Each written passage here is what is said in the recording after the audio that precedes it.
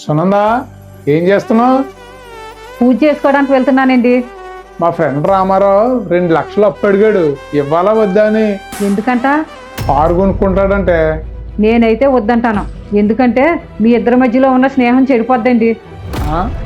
అవునండి, ఏ ఇల్లు కట్టుకోవడానికో అయితే తప్పదు. కారు అంటున్నారు కదా, తప్పించుకోవచ్చు.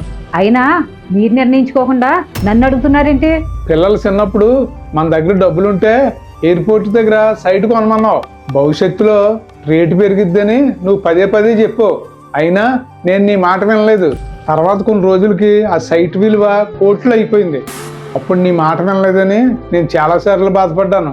అప్పుడే నిర్ణయించుకున్నాను, నేను ఏ పని చేసినా నీ సలహా తీసుకోవాలని. నువ్వు చెప్పినట్టు మా ఫ్రెండ్కి డబ్బులు ఇవ్వను. రామారావుకి నా దగ్గర డబ్బులు లేవని చెప్తాను. భార్యగా నేనేం చెప్పినా మన కుటుంబం బాగోవాలనే కదా. ఈ రోజుల్లో ఆర్థిక వ్యవహారాలు భార్యాభర్తలు ఇద్దరూ చర్చించుకుని నిర్ణయం తీసుకుంటేనే మంచిదండి. డబ్బు సంపాదించడం చాలా కష్టం. నా మాటకి విలువిచ్చినందుకు థ్యాంక్స్ అండి.